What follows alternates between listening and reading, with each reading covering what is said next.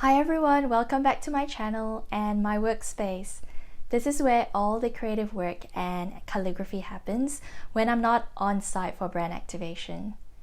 I recently completed an order for a client to hand engrave on wine bottles. So this video is in response to another Instagram poll where you would like to see how I hand engrave on glass.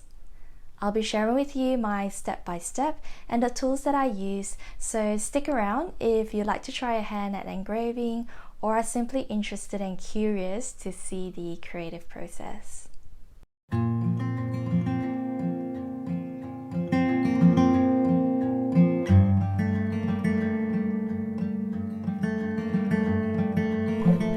Here's my hand engraver. This one is from the beautiful Kestrel at Engrave. I'll leave a link to her online store in my description box below if you'd like to check it out. It's a freehand engraver specially modified edition of the Mistisa 2 Lab that's made in Korea.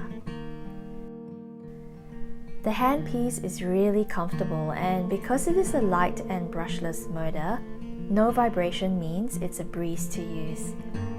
This is really important because as calligraphers, we want to minimize any overexertion and fatigue in our hands and arms. A quick twist releases and secures the burr. It's really simple to click and lock into place, so if you're a beginner and unfamiliar with tools like this, rest assured that this engraver is of good quality and made with safety in mind, with a manufacturer's warranty. The cord is a perfect length where it isn't too short or long when you're moving the handpiece around your project. I have mine in silver and personalized with my logo. There is only one simple dial to use. To switch on the device, simply turn clockwise, and that also adjusts the speed up to 35,000 RPM, and you can click to pause.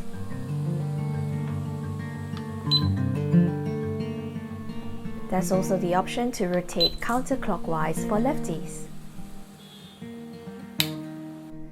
The cord is removable, so you can easily pack this in your bag for your engraving event.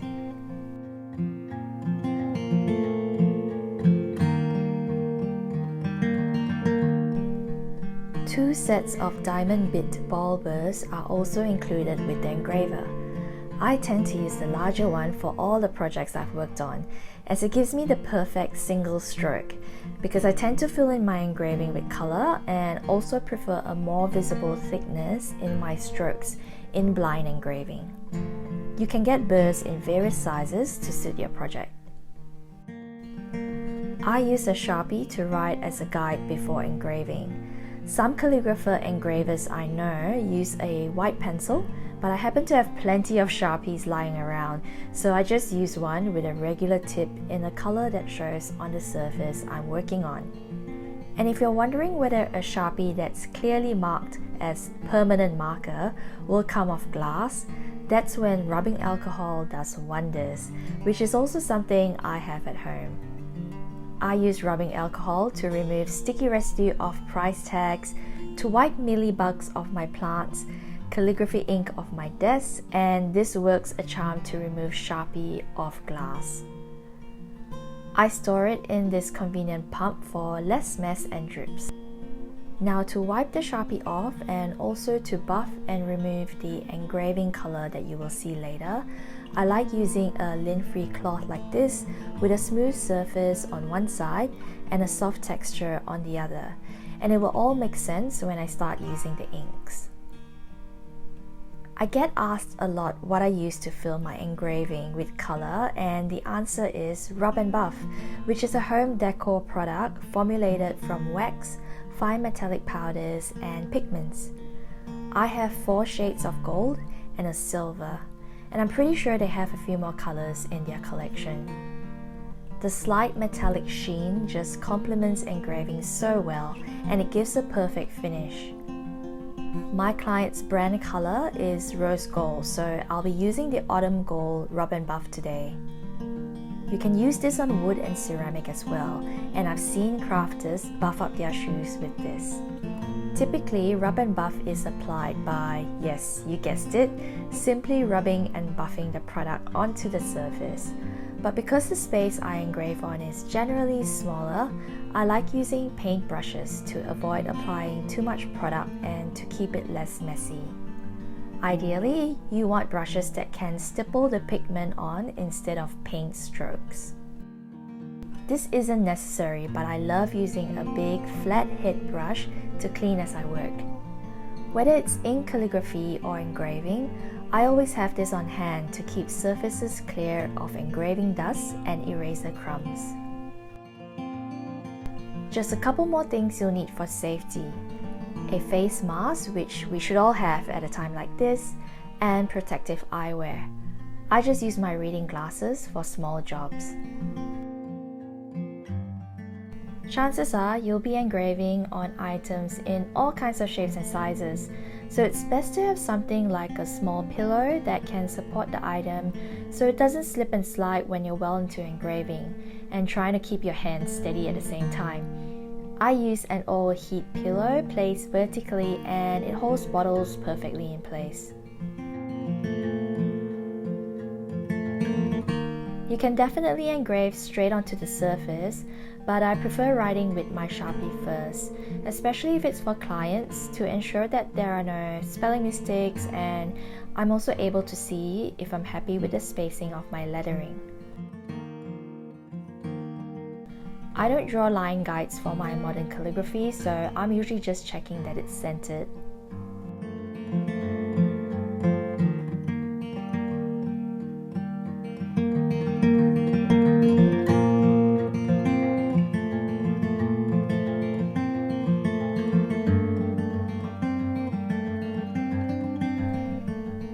If you didn't like what you see, then a few pumps of rubbing alcohol onto the smooth side of the cloth easily wipes away the Sharpie, and you've got a blank canvas to start over again.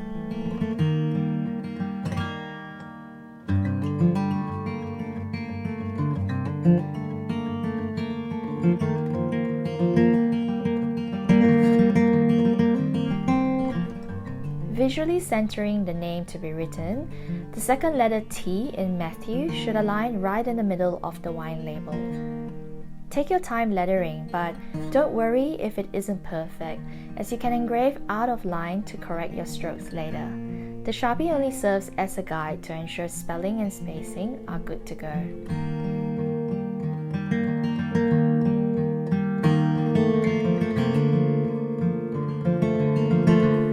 Let's start engraving. I'll switch my engraver on and leave the sound on here so you can get an idea of the true volume. The operation of the engraver itself is pretty quiet. It depends on the surface you engrave on that will determine how loud this process will be. So whether it's glass, metal or stone, they will all vary. The speed goes up to 35,000 RPM, but I find that 30,000 works just right for me. You're about to hear the actual sound of engraving on this wine bottle for about 10 seconds. Turn down the volume now if you're sensitive to noises.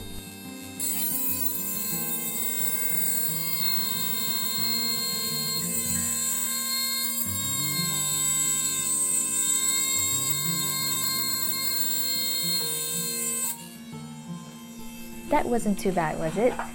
I'm engraving in a quiet room at the moment, but you can imagine the sound drowning out if you had music in the background or general noises from people talking and moving around in a public area.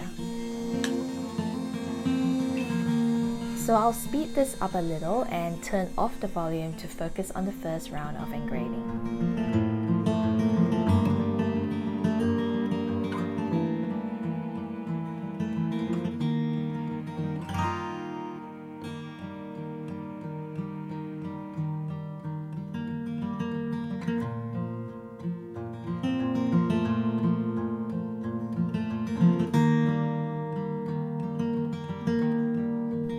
First round is done, and I checked that I've got every letter engraved before removing the Sharpie guide marks. I'm using the textured side of the cloth with rubbing alcohol to get into the engraved areas as well. One more wipe on the smooth side and the first layer of engraving is clearly revealed.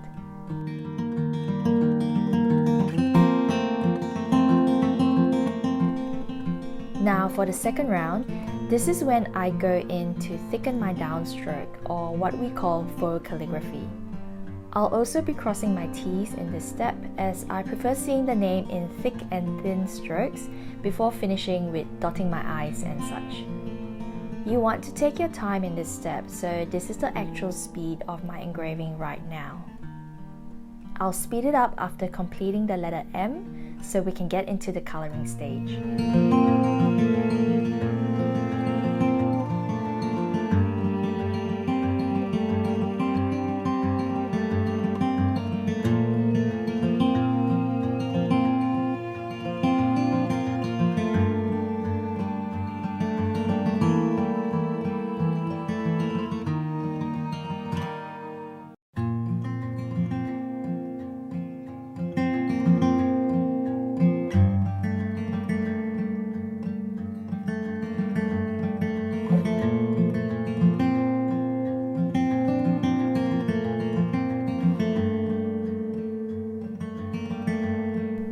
This blind engraving finish is beautiful as is and ready to be gifted. But if you're coloring in, check and double check that you're absolutely happy with the engraving before we move to the next optional step. You can use rub and buff straight out of the tube, no mixing or diluting required. So with my brush, I apply some color and start stippling all over the engraving, making sure I don't miss a spot. You can go back and over the parts you've done just to be very sure everything is covered.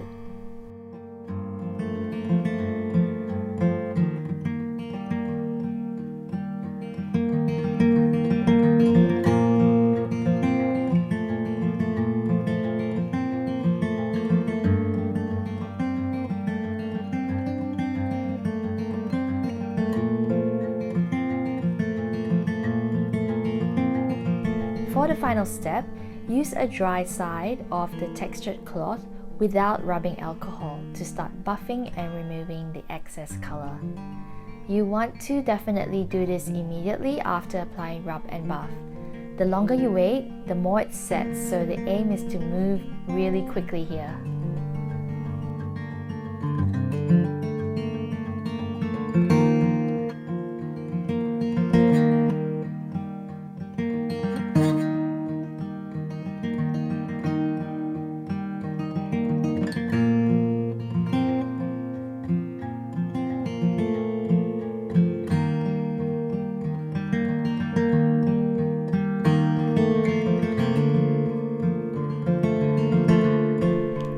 There we have it, a completed hand-engraved bottle of wine in autumn gold. For privacy reasons, I'll be adding the family name on the next line down after this. Here are some other examples of hand engraving I've done. Quotes on perfume bottles are a really nice touch.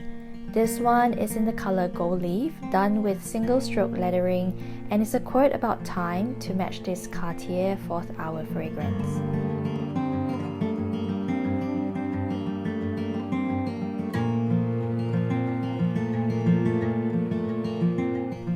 If you can't get your hands on rub and buff, that's perfectly fine, as blind engraving looks great by itself and is especially common on jewelry and metal surfaces as well as glass.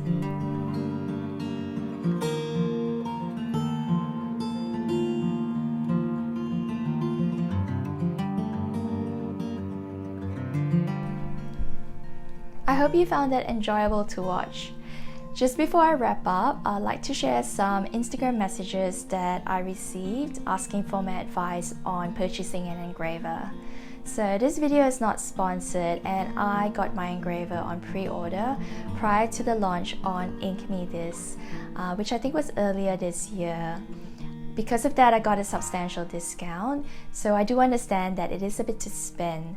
But personally, if you are an ink to paper calligrapher looking to branch out to offer engraving services, I feel like it's good to save up and put it towards a good engraver. If you get consistent engraving jobs, you'll make return on investment in no time, and bear in mind that you can also engrave on metal and stone, so it's not just pretty candles and perfume bottles. Thank you so much for watching, and if you'd like to follow me on my creative journey, feel free to comment, like or subscribe, and I'll catch you in my next video. Take care everyone!